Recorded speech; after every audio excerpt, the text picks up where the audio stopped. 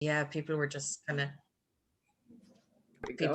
fascinated with the story. So yeah, she's been doing a huge amount of research then, and made contact with some family members and everything, which is great.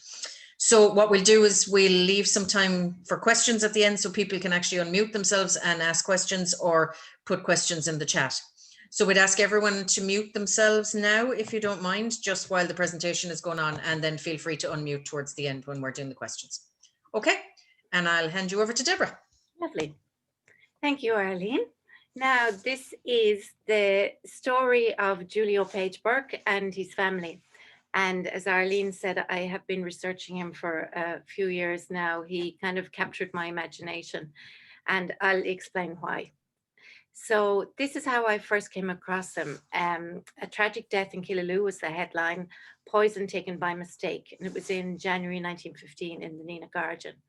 And as I read the article, the man's name was Julio Page Burke, and he was a doctor in Killaloe. And I went, Julio, that he can't be a native of Killaloe. So I decided I'd better find out more about him. So my first port of call would always be the census if it coincides around that time.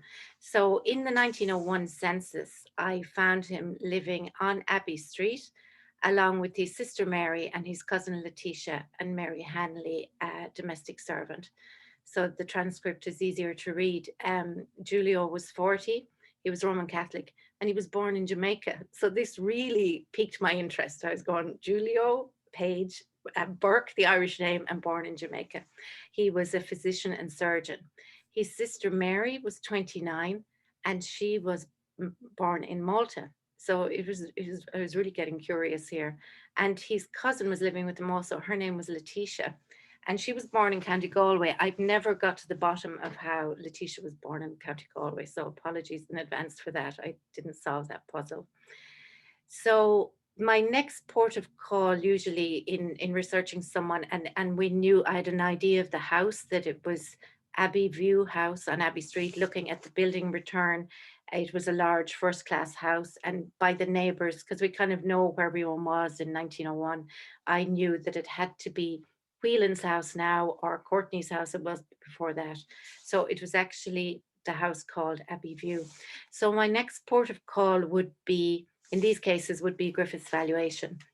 So I looked in there through the Abbey Street records, and we're lucky with Griffiths in that we have a map that accompanies it, and the entry numbers correspond with the number of a house on a map, on the map of Killaloe.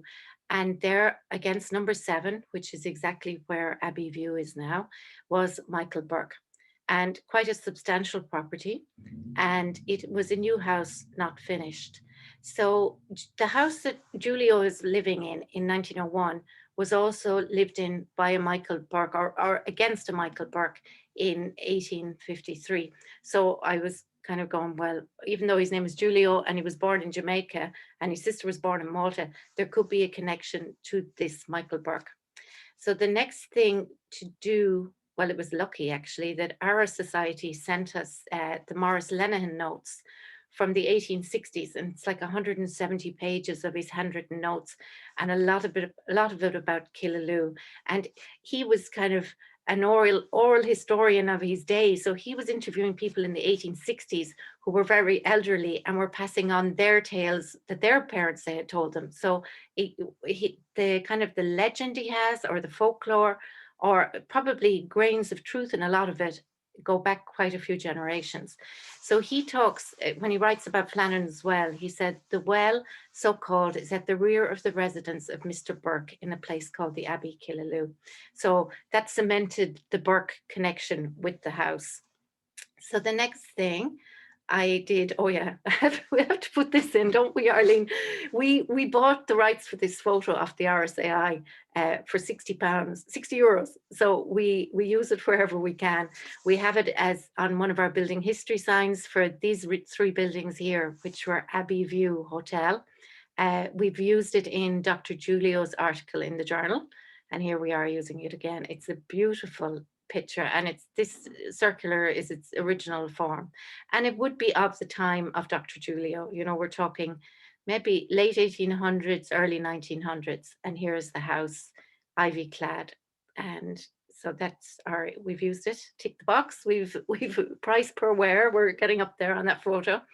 So next, I looked through the parish records, and these are tedious because you're pouring through page of handwritten, bad handwriting in a lot of cases. But I was really happy when in 1829, I came across the birth of a Sarah Burke, and her parents were Michael Burke and Letitia Page. And so now I'm able to connect Julio Page Burke, and I can see where the page came from in their name. Well, I hope I'm on the right track. So this was Sarah, and she was born to Michael and Letitia back in 1829. So that probably puts Michael and Letitia Page, depending on their ages, she isn't their first child, as I find out later. So they're probably born in the late 1700s. So we've gone back quite a distance on an old Killaloe family, which is great to do. So the next child of Michael and Letitia was Sister Letitia Burke. And I was in touch with Rory Hurd, who is Julio's grandson. And he mentioned that we talked about the Letitia that was in the house in 1901. And he said there was a Letitia in the family who was a nun. So thanks to Sean Kearse, as always, his book, in which I have, The Priests and Religious of Killaloe Parish, there was Letitia Burke, born in 1818. So she's a different Letitia to the Letitia in 1901, but she is the nun, and she's in the Presentation Convent in Limerick, and she died in 1845. So now I have two children of Michael and Letitia Page. So then in 1841, in the Freeman's Journal, there's a note saying that John Page Burke, the son of the late Michael Burke, Esquire Killaloe, is appointed assistant surgeon to Her Majesty's ship the Queen at Portsmouth. So this tells me two things, that there's a son now called John Page Burke, and that Michael Burke, the first, we'll call him, that married Letitia Page, has died by 1841. So this John Page is the first male that I found of this family. But then in Slater's directory in 1846, there is a Mr. Michael Burke. And I know this isn't the Michael that was married to Letitia Page, as he's already passed away, according to John Page's notice. So he's on the Limerick Road. Now, the Limerick Road hasn't appeared on any map that I have of Killaloe. However, I do believe it was Abbey Street. It was another name for Abbey Street, because here we have a Reverend Burke, and I wonder, was he in one of the other buildings along Abbey Street? He's a religious, so. And also we have Mrs. Letitia Burke. So this is the mother of Michael and the wife of the first Michael, and she's on Fish Lane. Now, Fish Lane was the old name for New Street, and New Street will feature a lot in subsequent generations of this family. So it's of interest there. And then, so now at this point, I thought maybe it'd be good to give you a short, small family tree, just to put a marker as to where we are. So we have Michael Burke and Letitia Page, the lady from which the Page name came. We have Michael Burke II, his son, who was born in 1817. He was married to a Susan. I found her death in Temple Kelly graveyard, so I was able to put a date of death on her, and subsequently found her death record in the civil records. We have Letitia Burke, the nun, who died in 1845. We've John Page Burke, who is Julio's father, the only other boy in the family. And he was born in 1821, and he died in Malta in 1870. I'm kind of spoiling the surprise here with this tree, but we'll still find out a little bit more. He married Mary Ann Agnes Doyle. I don't know where, but I gleaned her from the family trees, and they were true. She was his wife. And then Sarah Burke, that daughter that I found, the first daughter I found in the parish records, and she went on to marry a Francis McKerwin, and there's more about him later. So in 1861, John Page Burke is living in Plymouth in Devon, and he's married at this point to Mary Ann. He's 40 years old. He's a surgeon in the Royal Navy, and Mary Ann is 31 years old. They have a Flora, or perhaps a Thora. In the transcripts in the UK census, she is Thora, but in the family trees, I think she was always a Flora. So, and then we have Julio, a son, and Ella, a daughter. So that's where they are in 1861. And then we find out in 1868, Mary Ann, his wife, dies in Malta in April. And so the family have obviously gone to Malta with John Page's medical career. And in the other records to do with Malta, they mentioned that she had a child before April, and the child didn't survive. So perhaps it was the after effect of childbirth that she died from. So that is Mary Ann. She's died, I think she was 38, around 38. And in 1870, John Page dies, and he's also in Malta. So, and I noticed in the wills record, his address was Strada Forney. So I couldn't help but be nosy and see what Strada Forney was like. And it's a lot different to Abbey Street, but it is beautiful. And it's nice to be able to have an idea of where John and Mary Ann and their children lived. Now it's a big long street, so God knows where they lived on it, but it's nice to get an idea. And this is a picture of Julio in Valletta as a young boy that Rory Hurd shared with us. So it's nice to see Julio when he was young and in Valletta. So that gives us a kind of a summary of Julio at a young age. So now now that John Page has died, we have Julio at about 13, Flora around 15, and Ella Mary around 9, and they're orphans. But also, in Temple Kelly grave transcripts, there's mention of Edith Barber Burke, a daughter of the late John Page Burke, died in 1886, aged 19 years. So that puts her date of birth around 1867. So she would have been, if the records are true that Mary Ann had a baby that died before she did, this would have been the surviving previous daughter. And she's buried in Temple Kelly. Now, I've no idea, did they all, when their parents died, did they all come and live in Abbeyview with their Uncle Michael, or where did they go? All I know is that Julio trained to be a doctor in Dublin and graduated in 1879 with his license for midwifery, and he graduated from the Royal College of Surgeons in 1878. So he was quite accomplished at a young age. Now, maybe in those days you went to university a lot earlier, or I don't really know much about education in the 1800s.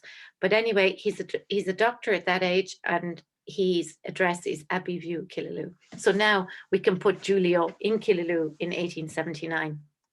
Now, this is Whelan's house, Courtney's house, Burke's house.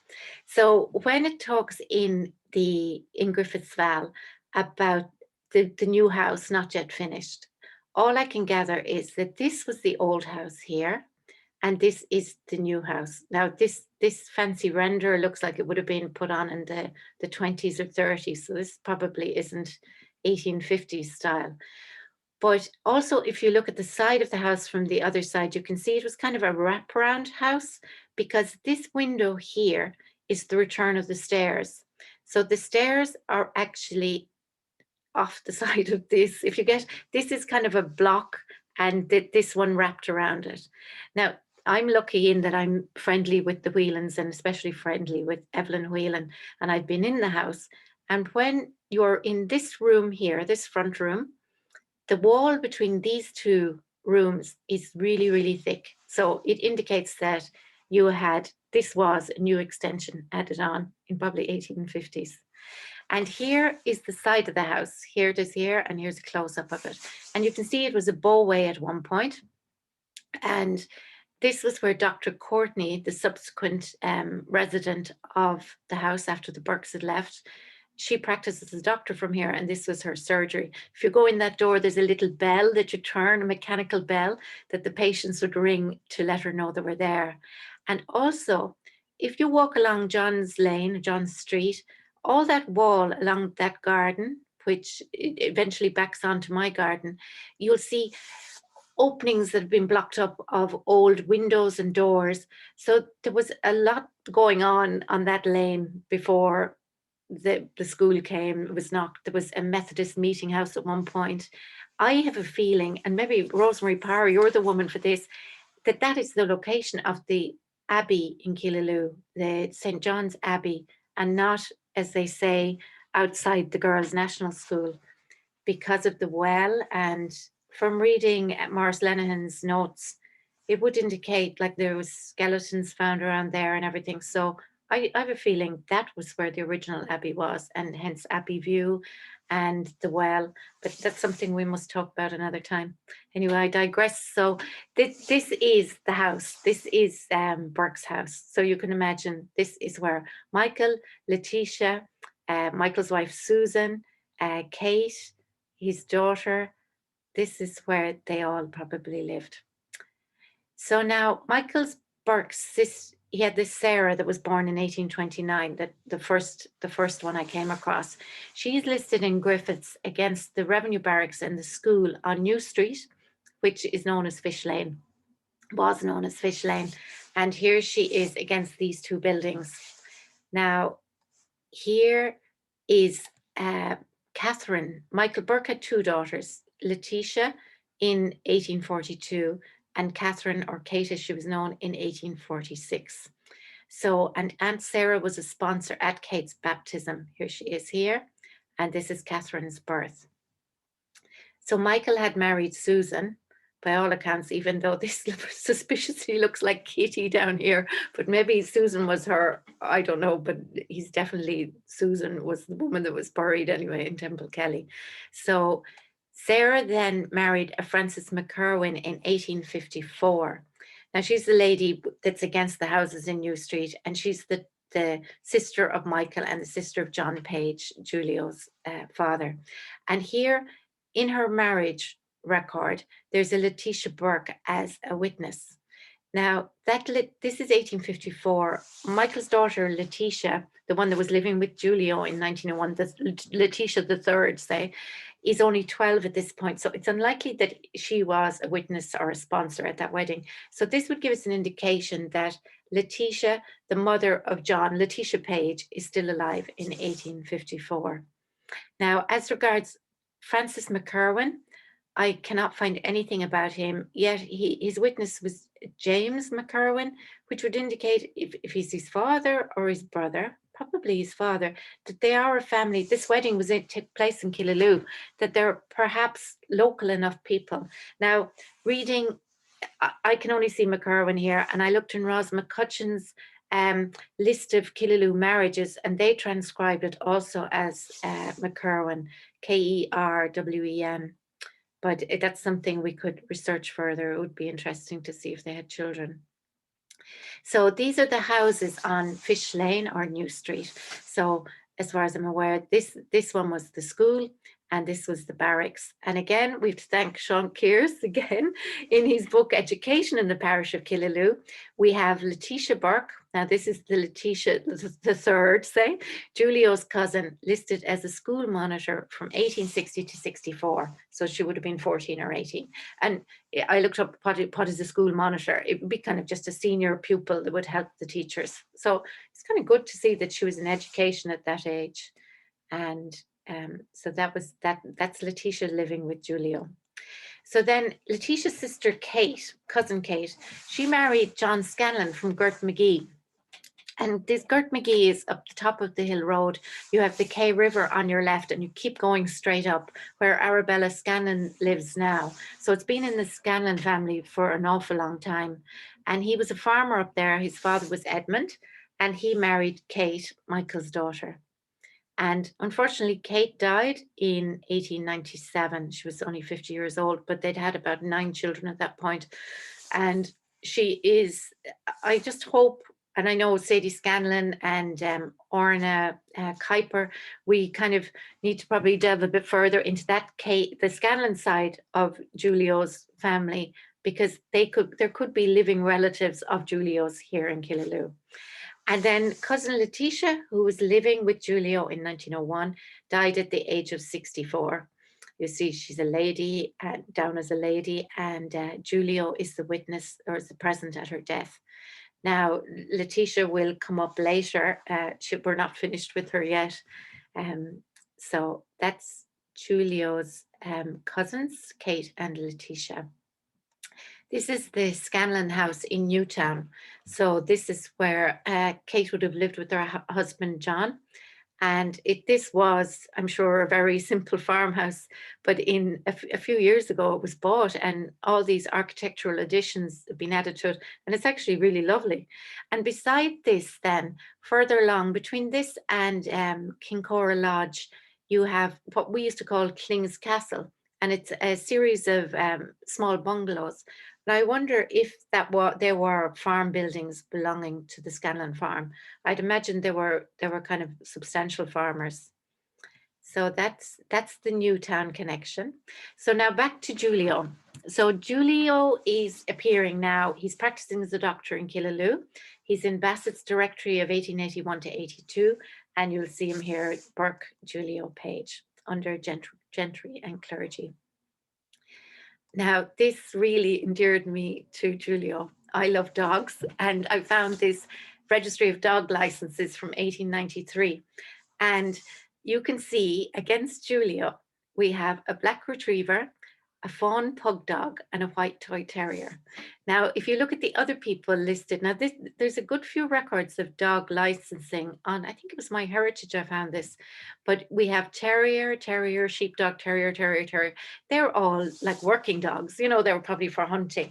Julio's black retriever, maybe he used him for hunting, but to have a fawn pug dog and a white toy terrier must mean that he was an animal lover, like these were his pets. So that was me falling a little bit deeper in love with Dr. Julio. He really became my pet.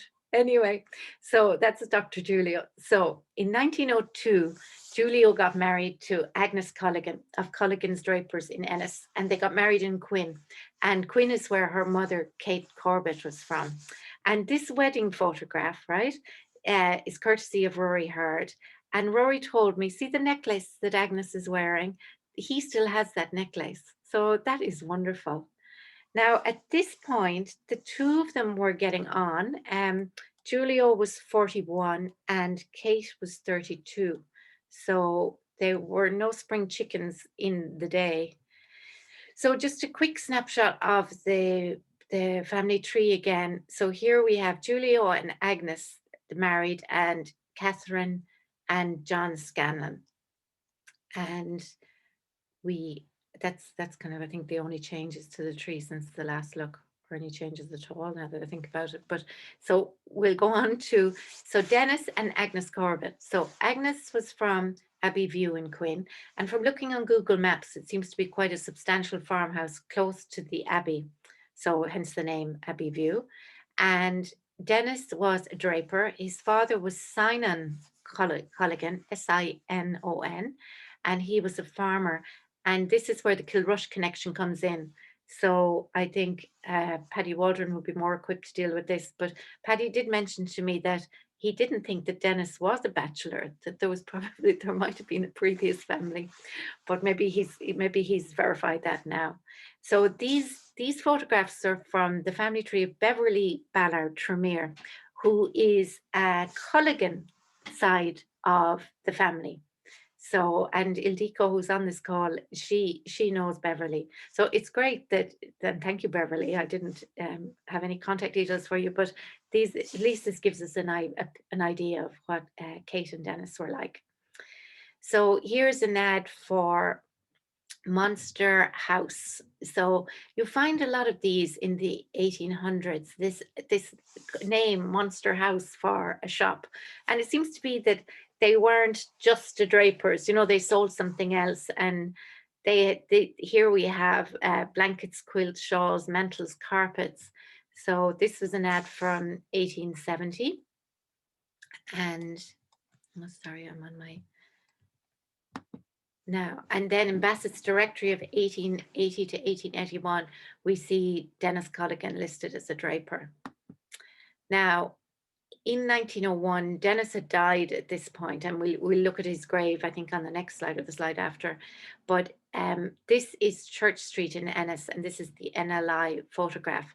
And I have convinced myself that that says Culligan Brothers. I'm not sure if it does, but it's kind of, look, there's clothes hanging outside and stuff, so perhaps it is. But Jackie from the Vintage Lens, we follow her on Facebook and Instagram. She's always great for putting up old photos, or she might have, she gave me the ad for the Monster House. And so she told me about this book and she sent me the page, but it was so interesting that I bought the book myself. It's a broad history of a narrow street, Abbey Street, Ennis, by Brian Spring. And what he's done is he's done every single house. That's the Queen's Hotel for any of you, if you want to know where we are in Ennis, give you a bit of an anchor. So Brian has taken every building and gone back, and who were the former inhabitants, etc. So this is the building he has against Culligan's. Now, I was only in Ennis the other day. I should have gone to see if Holly's Pharmacy is still there. But anyway, that recently enough, that was the business that was in the Culligan premises. So here, if we look at the 1901 census, just to get a picture of, Agnes is there, but who's she living with, etc. We know her dad is dead. I'll just go to the transcript, which is easier. So we've Kate, her mother, who's 51, Agnes herself, who's 27. There's no other siblings left, yet looking at Beverly's tree, there were a good few siblings. Well, I suppose Dennis died in 1888, so that was the end of them. Yeah. So you have Margaret Clune, boarder, but she's also a milliner, so perhaps she's working in the shop. And then you have your a general servant, Bridget Conlon, and then you have all draper roles. So it seems to have been quite a substantial business to employ all those people. This is the grave of Dennis, who is Agnes's father, and he died in 1888. And it was erected by T.C. Culligan. So I wonder, is he the man that was in partnership? He was the other Culligan brothers in Ennis. Anyway, poor Dennis was only 59. Kate died then in 1916. So she actually lived a good bit longer. She outlived her son-in-law, Julio. And in Dennis Culligan's will, this is where the Kilrush connection is verified a bit more. It's by the oaths of Michael Murphy of Market Square and John Culligan of Francis Street, both drapers and both of Kilrush. And he left quite a bit of money for the time. So that's Dennis. So we go back now to Julio and Abbey Street. So now he has a totally different household. There's only him left since 1901 as such. Well, Letitia has died, Letitia cousin. And Mary isn't living there. Mary Agnes or Ella Mary, or the sister that was living with him at the time of 1901. And we'll go to the transcript just to have a clearer view of this. So we have Julio, he's 53, Jamaica. So we're the right man. Not that there could be any more Julio Burkes in Killaloe. And we've Agnes, and we have Mabel, Doreen, Aileen, Mary, and Muriel. 5 girls, and we have 2 servants. One is a nurse. So they, between 1902 and 1911, they've had 5 girls. Well, between 1909, or wait, hang on here, this tells you 1908. So in the space of 6 years, they had 5 daughters. And steps and stairs. Mabel in 03, Doreen in 04, or Dorothy, she was christened, but she was known as Doreen. And Ildiko that's on the call, she was her grandmother, Doreen. Aileen in 1905, she's Rory Hurd's grandmother. And Mary in 1907, and Muriel in 1908. And it'd make you wonder, were they trying for a boy? All these 5 girls, gosh. So, and yeah, it's amazing, really. So they were Julio's 5 daughters. So he had a full house by 1911. So also in 1911, and I have to thank Lucille Ellis for this. She spotted Mary Agnes and born in Malta, living in New Street. So we're back to Fish Lane, New Street. So was she living in one of the Burke properties? And she's 37. Now, this is where it gets funny with Mary Agnes. She's 37, right? And she was 27 in 1901. That puts time of birth around 1874. But her mother died in 1868, or the mother of Julio, and the father died in 1870. So is she lying about her age? She has to be. Like, if she's down as the sister, or is she some kind of someone they took in, or is she actually Ella Mary lying about her age? But she was consistent because she was 27 in 1901. So if she was lying, she remembered what she said in 1901. Now, I bounced this off Paddy Waldron, and he said it was common enough for women in those days to lie about their ages, especially if they weren't married. So to keep, to push it down a bit. I don't think I worked out what age she should be. I think she was 3 years younger than Julio. So what was Julio? 53. So that puts her at 50. So that's a fairly big lie. But yeah, she's a mystery. And we find out that she got married, but I can't find her marriage record. So that is 1911, and the Burkes, the situation with the Burkes. Julio has his family in Abbeyview, his 5 daughters and his wife, Agnes, and we have Mary Agnes living in New Street, perhaps in a Burke property. So now here's our family tree now, and I've added the 5 girls. So you can see 03, 04, 05, 07, 08. It's amazing. I think Irish twins is the term. So I think it's crazy. But anyway, those were the times. So now the crux of it, what brought me to Dr. Julio, or brought Dr. Julio to me, on January the 8th, 1915, Dr. Julio called to see Dr. Paul Ryan in Ballina at around 10:30. Now there's times, I have times, but they're all per the inquest, but they kind of give us a structure as to what happened during the day. And this is where Dr. Paul was living. Previous to this, in 1911, he was up in Inchiamore, in a place called Inchiamore House. Now, I don't know of any big house up, that's up the Denelli line. I don't know of any fancy house up there, and I can't remember if it was a first class or not. But I found newspaper reports. I think, the dispensary, Portrush were complaining about him, that he was taking too long to get there. And he was saying, well, I live too far away from Portrush. So perhaps this is when he was moved in to live in the middle of Ballina. So there you have Lee Maureen's there, for those of you that know your pubs. And there's Mescal's house next door that was to be burned. So these are the events anyway. And they're coming up when my mouse goes forward. No. Sorry, now. I'll do this way. Now, so at approximately 11:30 p.m., Dr. Paul offered Dr. Julio a drink of whiskey. This is where I find it awful hard not to burst out laughing. So this is when, these are Dr. Paul's words, right, from the inquest. So you'll know I'm not making it up. He said, Dr. Burke was standing with his back to the fire. He suddenly turned to the mantelpiece and said, by Jove, it's 11:30. Dr. Paul says, I believe Dr. Burke had a rule that his first drink was at 11 o'clock. So they were about to have a drink. I just imagine the doctor who comes to see my father every so often, Michael Carmody, Dad saying to Michael Carmody, would you like a drink? And Michael Carmody going, by Jove, I usually have my first drink by 11. So it's just different times, and it's kind of quaint, and it's surreal to us in this day and age. So anyway, what happened after that? Dr.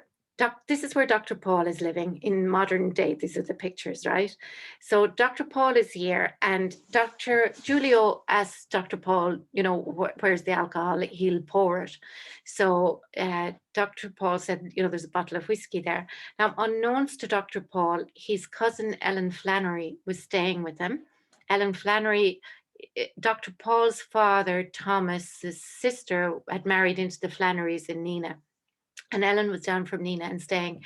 And she noticed this bottle of aconite liniment close to the fire, and it was leaking. So she decanted it into a whiskey bottle, or perhaps two, or not, I think they mentioned 2 whiskey bottles. So anyway, Dr. Julio takes what he believes to be whiskey, and he pours himself a glass and one for Dr. Paul. So they both drink it, and it's getting late now, and Dr. Julio has to catch the 12:30 train to Limerick, and the train is along here and down, a lot of you know, on the way to the lakeside. So he says, look, I'll take John Gleason, who was Dr. Paul's groom, I'll take him with me up to the dispensary and I'll mix a powder. Dr. Paul had pleurisy, or some chest complaint. So the dispensary is up here, and this was called Buckley's Lane at the time. Now it's called O'Brien's Lane. So the dispensary is up here. So he brings John Gleason with him, and John Gleason can take the powder and bring it back to Dr. Paul, and Julio can head this way off to the train and catch the 12:30 train. So by the time they get up here, Dr. Julio is faint and he's all woozy and wobbly, and John Gleason doesn't know what to do with him. So I think 2 men come upon them as well, and they bring Dr. Julio to Collins Pharmacy. Oh, not Collins Pharmacy, sorry, Gieran's house, which is now Collins Pharmacy. So they bring him there, and in there, the Gierans give him tonic water and mustard to make him vomit. And they decide they better call Agnes. So they call Agnes and she comes over. John Gleason goes back to check on Dr. Paul to see how he is, and finds him vomiting. So, but not as sick as Dr. Julio. So Dr. Julio and Dr. Paul are the 2 doctors in town. I think Dr. Keogh is also over in Killaloe. So, but he's on another call. So they have to send for a doctor from Limerick. So Agnes comes over anyway to be with Julio, and the doctor arrives out from Limerick, and Julio passes away at 4:30 that evening. So that's just the events I've just told you about. And so that's poor Dr. Julio. So the inquest had been adjourned because Dr. Paul was too sick to attend it, but when it was reconvened, he attended, and that's when he gave that account of having the whiskey, etc. So his death was found to be from heart failure as a result of taking aconite liniment, and Dr. Paul was censored for having poison in bottles labeled whiskey, which probably wasn't his fault. It was Ellen Flannery had put the aconite into the whiskey bottles. So Julio is in Temple Derry graveyard with his daughter Mabel, who died at 18. And she died from phthisis, which I had to ask Dr. Google, and I don't have it. It's tuberculosis, a form of tuberculosis. So that was Mabel, his eldest daughter, who died in 1921. She's also there. And I don't know is Agnes in the grave, even though she's on the marker, because when she died in 1927, her will was in London, and there's no record of her in the Irish records as having died here. So perhaps one of the girls, her other daughters, were over in England and she went to live with them. But she is mentioned on the grave. And the other Burke family graves in Temple Kelly are those of Susan Burke, Michael II's wife, the mother, perhaps most likely, of Letitia and Kate Scanlon. And then we have Edith Burke, the mystery sister, who died in 1886 at the age of 19. So this is the grave, and perhaps this cross here, this third cross, is that of Susan or perhaps Edith. And, you know, Evelyn Whelan is she's nearly as attached to Dr. Julio as I am. And on the 8th of January this year, she texted me and she said, Deborah, you know, it's Dr. Julio's anniversary. And so I brought the dogs over and visited and said a prayer. And it's nice to know, like, there's probably no one around belonging to them. And their grave is right on the edge of Temple Kelly. So when you're this is the road below here. So when you're driving in or out of Ballina, you can always look up and say, there's Dr. Julio and Agnes, perhaps, and definitely Mabel and Edith and Sarah. So anyway, so that's their grave. So this was something I said to myself, what's aconite? And I thought you might be asking the same. I'd never heard of it. So it's also known as monk's hood, and it's a member of the buttercup family, but its root is very poisonous. And it's probably called monk's hood because of the shape of the flower and the color. It's kind of like a monk's shroud. So then when it's consumed, it causes the victim to become easily excited and more vulnerable to heart failure. And it further paralyzes the nerves, lowers blood pressure, and then gradually stops the heart. And this is what Dr. Julio died from, heart failure. So it does kill you. And then if well diluted, it can reduce feverishness in treatment of colds, pneumonia, laryngitis, and asthma. So that's probably why it was in Dr. Paul's house, because if he had pleurisy, it was helping with the symptoms or the effects of pleurisy. So at least that solved that problem for me, or answered that question, which was interesting. I looked up aconite then adverts for it, thinking, oh, it was like one of these magic potions, you know, that had a trade name or whatever, but it looks like it was only used in the treatment of horses when I saw it advertised. So I think perhaps it was an under license poison, you know, it wasn't something you got easily, but perhaps the doctors could in the day. So then, sorry, now we're going, oh no, we're going to talk about Paul Ryan next, but I am. Paul Ryan, sure, I had to find out more about him because he is kind of central to the story. So anyway, he was Patrick Paul Ryan, because anywhere I looked for Paul Ryan in records, there was no Paul Ryans.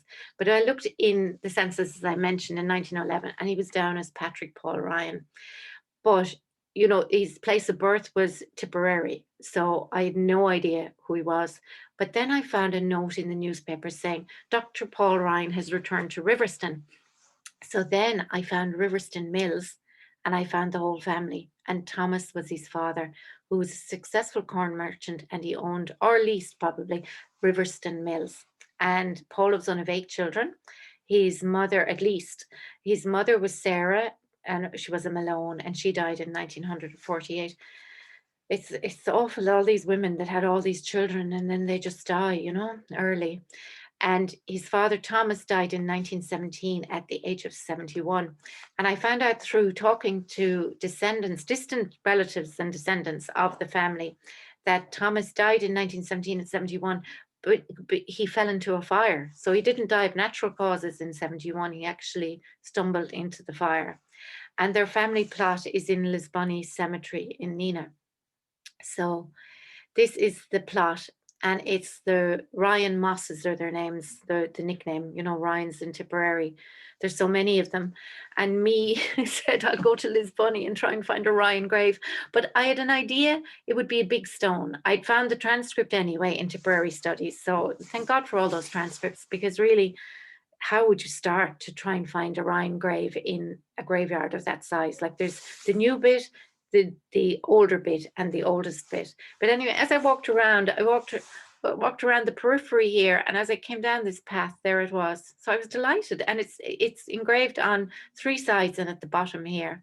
So on the grave, so I was looking for Dr. Paul, who was Patrick. Okay, so there he died in 1921. He was 40.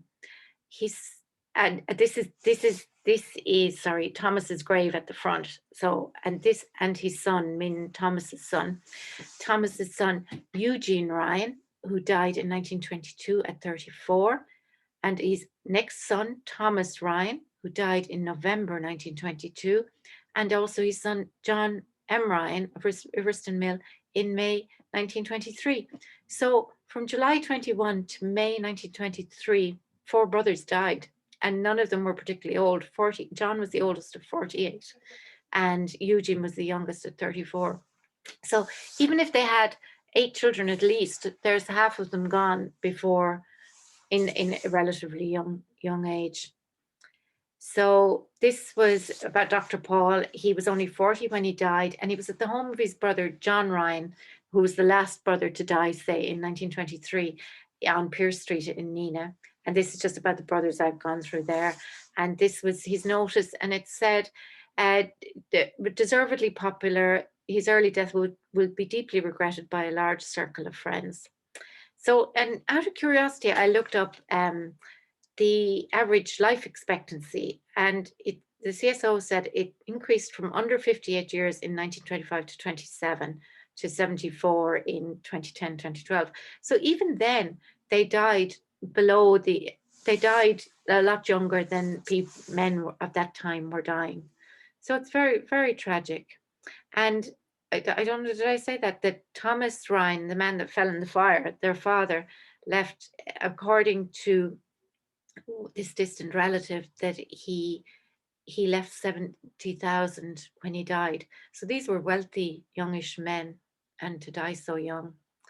So, and actually how that came about, here on the gravestone there is a Mary Kennedy who died in 1923, in 2003. I've gone forward here now. She died in 2004, and she was from Killaloe-Ballina. And I looked up in the online phone book, Kennedy's in Killaloe-Ballina, and luckily Michael Kennedy, her son, was the connected with these with Paul Ryan, and he didn't know the story of Dr. Julio, but he knew of the 4 boys dying so close together, and he was able to tell me about Thomas falling into the fire, and that Thomas left 70,000 in his will. And actually, the Riverston Mill, the house now, is where Peter Ward of Country Choice in Neenah lives. So I must say that Michael said he didn't think that Peter knew, but we must tell him. So then J.M. Ryan is the elder brother who Paul was staying with when he died. And I just thought I'd look a little bit into his background. So this is a photo from the NLI from the Easton Photographic Collection. And this is Castle Street in Neenah. It's Pierce Street, the main street we kind of all know in Neenah. And this is where J.M. Ryan had his shop. And it was kind of farm goods, like a farmer's supply kind of shop. And the tragic thing is that when I was in Lisbon, I said, I'll find 58.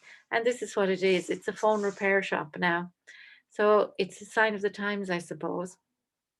So now we're at the end of Dr. Julio's story. Now, I thought it was all over when he died in 1915, but Rory Hurd said to me, Deborah, your Julio wasn't the lovely man you thought he was. And I went, oh no. So he said, look at this article from the Limerick Leader in 1916. So here it is. This was a case taken by a moneylender against Agnes Page Burke, Julio's widow. And Julio died owing quite a lot of money to this moneylender. And the judge didn't award him very much because he was an unlicensed moneylender. But what came out in the case, the case was in Ennis, and what came out was that when Letitia died, so this is cousin Letitia who lived with Julio in 1901, she gave her estate to Julio and Mary Agnes, the lady on New Street, the one with the strange age, and she left all her effects to them, but for their lifetime, and then they were to go to Mabel, Julio's eldest daughter. So what Julio did was he raised money against Abbey View House, and the argument was he couldn't raise money on something he was never ultimately going to own. So he was bold in that he was borrowing against things he didn't own. So the judge didn't really give the moneylender much. I think it might have been 80. But also what transpired from this was the moneylender's solicitor said, you can also go after Mary Agnes Burke, because she was also a signatory on the goods that that were willed from Letitia and were ultimately to go to Mabel. And she was, they said, his sister Agnes Burke, now Mrs. Green. So Agnes had got married sometime between 1911 and 1916, but I can't find her marriage, and it's really annoying me, because I would love to know what happened to her, and I'd love to find out her real age, because it is a bit of a mystery. So that is the end of Julio. So poor Julio. So he went out under a cloud a year later.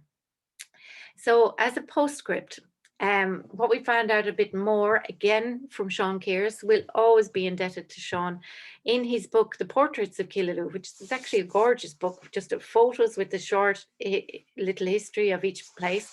For his page on the bank, the AI Allied Irish Bank at the moment, it was the Provincial Bank in 1925, they bought part of the garden of Abbey View from Agnes Burke, so Julio's widow, and that is the part where St. Flannan's Well is, and that's where, if you want to see Flannan's Well, you have to get the bank to let you into their garden. So that kind of pieces it together. Michael Burke showed Morris Lenihan it in the 1860s, and here we have Agnes selling that portion of the garden to the bank. And now the house was sold eventually in 1830 to James Courtney, who would be a local businessman, and he was the father of Dr. Mary Courtney, and this is how Mary Courtney comes to live in the house, and he bought that for 890. And Dr. Courtney, we used Dr. Mary Courtney's picture for the building history sign for Courtney or Whelan's or Burke's house, Abbey View house, and so many people came up to us and said she was a fantastic doctor. Everyone loved her, but one curiosity about her was that she always had a cigarette lighting. So you have Dr. Julio having drinks at 11 in the day, and Dr. Courtney, who was a fantastic doctor, but nowadays you would never imagine your doctor coming in with a cigarette hanging out of their mouth, or smoking in front of you. So how times have changed, and it's lovely to have those little windows into the past and when things were different. Anyway, the vendors of the house were Doreen Page Burke of Addington Hospital in Durban, in the state of Natal in South Africa, Aileen Page Burke of Great Ormond Street Hospital in London, Muriel Page Burke of Bristol Eye Hospital, and Marie Page Burke of St. Vincent's Convent, Castleknock in Dublin. Now, the reason we know these are the vendors is that Evelyn Whelan, again, came through. She got her solicitor to pull the house file, to photocopy the pages that were pertinent to the sale of the house then, and in 1885, I think I have as well. But here we see Doreen mentioned, we have Aileen, we have Muriel, and we have Mary. Remember, Mabel is dead at this point. Now, Mary or Marie is of St. Vincent Convent, Castleknock, and on immediate reading, you'd think, oh, she became a nun, but she's not. She is a spinster and a person of unsound mind. So as a result, Arthur Bloodsmith was acting on her behalf. So this is something I had no idea about. Marie, as far as I was concerned, on the family trees, it just kind of disappeared. And also Rory didn't know this. And, it's kind of a very personal thing, but did she have learning difficulties? Did she have a mental illness? No one knows. And it is kind of sad that that's her, that's all we know of Marie, and we don't know. We can't really put a label on her or anything, but that's where she ended up. And I did find a Marie Burke dying in St. Vincent's Convent in Marino, which was also, I think this one in Castleknock was actually in Cabra. That's where they had a school for people with special needs. And then there was a place in Marino, and I found a Marie Burke, dying there. I can't remember the dates now. So really that is it, I think. Oh no, one more bit. So after Agnes died, Doreen Page Burke went to live in South Africa. We know that from the indenture, and also we know it from being in touch with Ildiko and Rory. But the interesting thing is, on Beverly Trammer's family tree, it showed Edward Culligan was in Natal also. And Ildiko, when I put this to Ildiko, she went, that's right, my grandmother, she heard from her mother that her grandmother Doreen was sent to Uncle Ed and Aunt Rena in South Africa, and she wasn't impressed by it. But Doreen wasn't too happy about it. But this matches up then. So she went out to stay with her Culligan uncle. So I really think we're at the end now. Let me see. Yes, we are. So I'd like to thank Rory Hurd, who is Julio's great-grandson through Aileen. And he's the man that gave me the photographs. Well, actually, we robbed the photos before I robbed them from his trees. And then I wrote to him, and then he got back to me a year later. And I said, you don't mind. So we sent him a journal. Of course, he didn't. He was very good. He didn't mind. And we sent him a journal as a thank you. Ildiko, who I've only got to know recently enough, she was another great granddaughter, a cousin of Rory, and she came through Doreen and through South Africa. And she lives in New Mexico now. Beverly Ballard Tremere, I haven't been in touch with, but I have taken pictures from her tree, so I want to thank her. I'm sure she wouldn't mind. And she is the Culligan line, so if anyone wants to go that way, she's the woman, I'd say. And of course, Evelyn, for the indenture and for reminding me of Julio's anniversary. Michael Kennedy, who is the man that gave me the Ryan Moss name and who told me what happened to Thomas. And, he just kind of put another anchor in place for me. And Lucille Ellis, of course, who, when we were doing the article for the journal, which was really just a transcript of the inquest, but I had to do a little introduction about Julio, and she kind of did a bit of research and found out more about what happened in Malta. So that's it. I'm done. Thank you all. I don't know. I stopped screen sharing now. Okay. Oh, and any questions, anyone? No. Oh, phew. Amazing, Deborah. Thanks a million. It's as I said, we did a little bit of a trial run on that at the weekend, but there must have been bits I missed, because there was still fascinating bits in that came up. So yeah, that was brilliant. Thanks so much, and well done for all your research.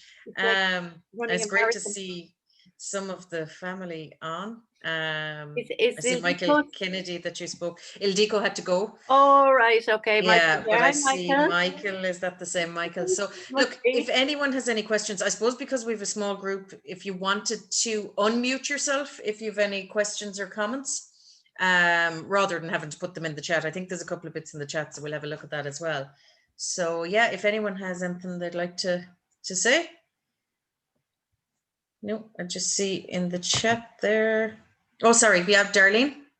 I do have a question, Deborah.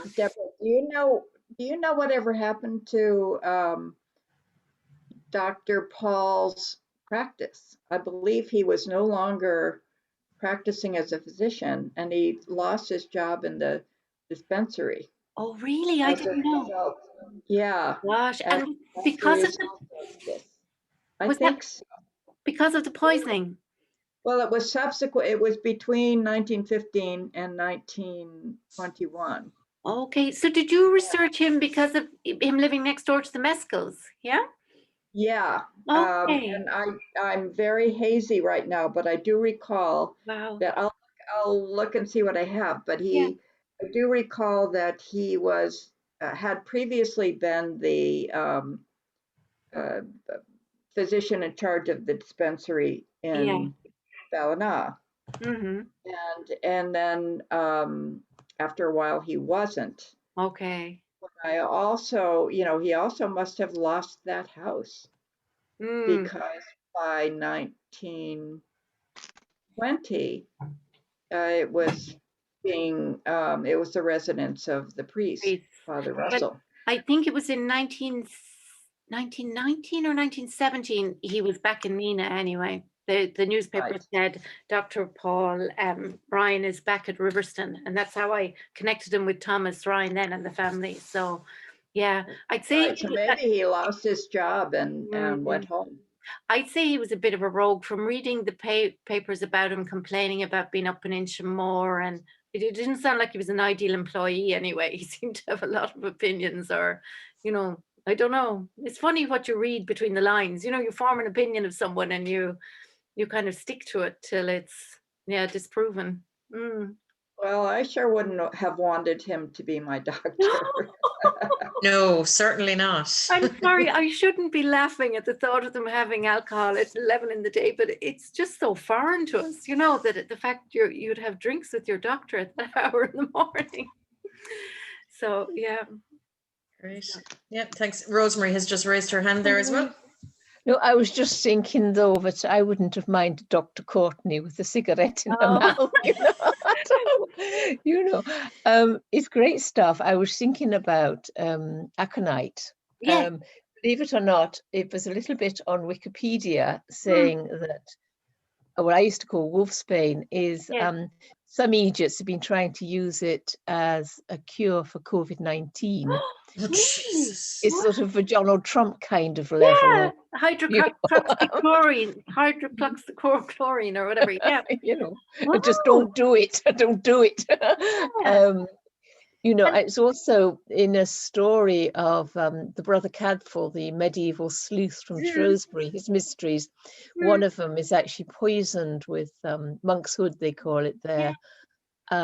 It was meant for use to rub on the back for the rheumatics, and somebody drank it. Well, was given it to drink, you know, so it's got quite a history of being effective. The only other thing I was going to say is something about ages. Oh, yeah.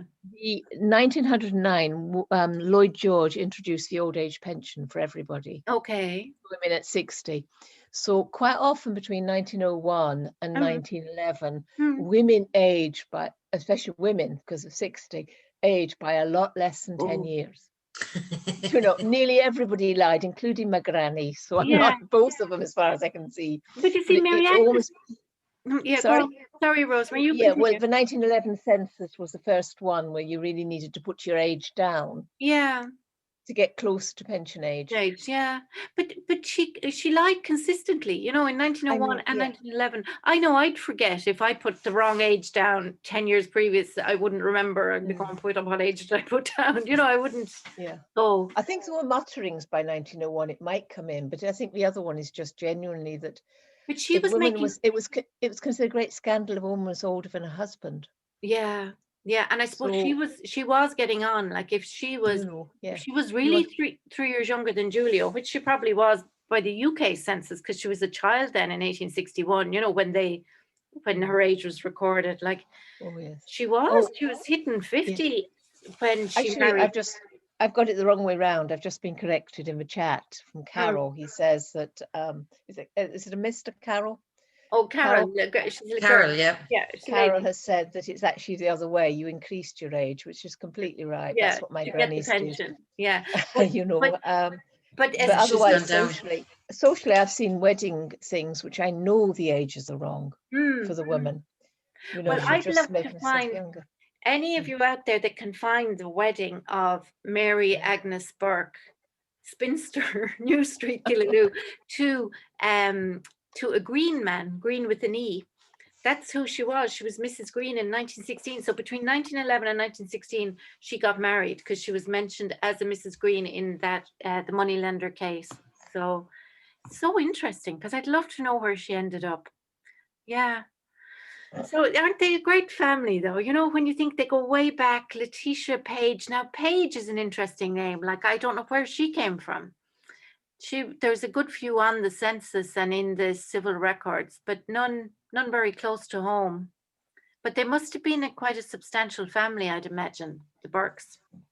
I think in Sean Kearse's, I think the early, the Hearth Rose or something that, you know, he's the Michael that married Letitia is like got the second biggest landholding in Killaloe. So they must have been a serious family. Yeah. So has anyone else any questions? There's just couple of bits. Darren, great stuff. Deborah, very interesting. Thanks a million. Susanna, fantastic research and story. Thank you, Deborah. Carol, very interesting family biography. Deborah, great research. Well done. Yeah. So that's in the chat. And if anyone else has or Darlene Meskel, thanks, Deborah. Fascinating research. I have to run. We'll be in touch. Yeah. So, thanks, Darlene. At least you've all heard about Dr. Julio. Oh, I'm still recording. Yeah. Yeah. So Chairperson. Chairperson Michael Kennedy here. Hi, Michael. Hiya. How are you doing, Deborah? Good, congratulations on a very well researched and presented lecture. Thank you. It was very interesting from my end to read about this. I'd never heard of Dr. Burke. Yes. And I wasn't really that familiar with Dr. Patrick Paul either, apart from the fact that his name was on the headstone. Yes. So it's great to find out a bit more about the. You sent me quite a lot of information, and to my uncle, who I think may be on the line there, but I'm not sure. All right. Well, it'll be on YouTube, so he could watch it at his leisure, and he can. Yes, well, I'll certainly think about that if he hasn't managed to connect in. Yeah, and it was great to find you, Michael. Thank God for your mother being. It's your mother on the gravestone, isn't it? So it was handy. Well, it's my father. My father was a son of and my uncle. Their mother was Ellen Ryan, and she was a cousin of Dr. Paul Ryan. Right. Yeah. And that's how that came about, that they were all buried in the one graveyard. Right. Well, it's a big grave anyway. Yeah. But it's interesting to hear you describing him as a bit of a rogue, because I think it wouldn't be unknown to the Ryan family to be known as Ryan Rogues. Really? Well, he does strike me as one. I don't know why. It must be. I don't know. Yeah. You do form opinions, and like poor Julio and his pet dogs. Yeah. Yes. So it is so. Well, there was 4 brothers there that died one after the other. Yeah. I'm informed that I was told that unfortunately that the 4 of them died of alcohol poisoning, and that's, you were wondering why they all died so close together. Yeah. But apparently they were very wealthy people, and the money wasn't everything in life, I suppose. That's what we understand. And see what there's actually no Ryan Mosses living around Nina now. That family name has actually died out. Because only myself I would be claimed to be a descendant, and also the Flannerys of the shop in Nina. Do you know J.D. Flannery's, who died recently? He would have been another descendant of that. Miss Ellen Flannery, I think, would have been connected to him, maybe. Yes. Because his grandmother was a Ryan Moss. Sorry, that's just my own contribution. It's only an aside to your main topic. It's brilliant, Michael, because it's like us touching Dr. Paul. You're the closest thing we have to him, so it's wonderful. Yeah. But, before we came on the call, I just had a last minute panic and thought I'd better look up the deaths of the boys, to see what cause of death did they put down. But it was heart failure. And one was paralysis or something like that. So I think you looked up Eugene and Thomas Jr. But yeah, of course they wouldn't put alcohol poisoning. And I wasn't going to say this on the talk. I'll leave that to you to say that.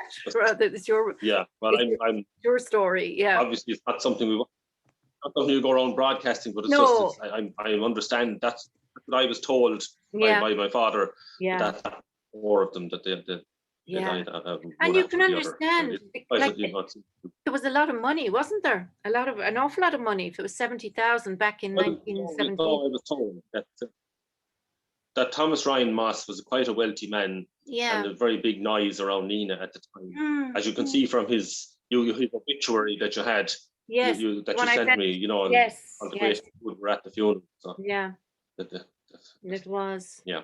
Yeah, he was. But it is fascinating anyway, because, Paul wasn't a name that you could look up, but then when we found he was Patrick, and then there's loads of Patrick Ryans. It's one of those awful names you hate to get. Yes. Like, Arlene, you were tracing a Ryans recently, weren't you, as well? Yeah, I was, yeah. Like, it's hell. You get a Ryan, you're kind of... A Ryan up around Boher or something, and apparently the laneway they lived on in Boher, there was... before the famine, or after the famine, like before, or was it before the famine, immigration? There was like 4 or 5 families of Ryans living one cottage after the other in the same lane. So, I mean, where do you go? Like, I know, especially in Tipperary. Like, North Tipperary is the worst place. That's when I went to Lisbonny and I went, what am I doing here? You know, like this is like a needle in a haystack. But at least I did find it. That was a great sense of achievement, I must say. Yeah. So that's it, really. We're done. So Dr. Julio is done. Poor Dr. Julio. Bye. So, we now think of Julio and his dogs and his family every time we pass Temple Kelly. Yeah, that's good. Don't be thinking of him having whiskey at 11 in the day. It might be a good way to think of it. I know, yeah. Oh, it's so, yeah. That's great. Arlene, we were going to, not that we have many on now, 9. Yeah. What was I going to say? Our next talk won't be about death, tragic death. It will be about St. Malua in August. And we've got Dr. Tom Nelligan. We found him on Twitter and he's agreed, he's an archaeologist, he's agreed to give us a talk on St. Malua. So that'll be good. And St. Malua's anniversary is in August. And we're skipping July, Arlene, aren't we? We have a good few bits and pieces going on. And I was just thinking there while you were talking, we'll have to do, or Deborah, there's no we, Deborah will have to do a building history sign for Dr. Paul Ryan's house. I know. If they're in agreement of that, because last week we got a letter to say that we got more grant funding to do more of the building history signs. So we'll be busy with that. And Nicole said that she thinks, I think it's Mills is in that house, that they'll be agreeable to a sign. Yeah, probably. Fairly miserable one.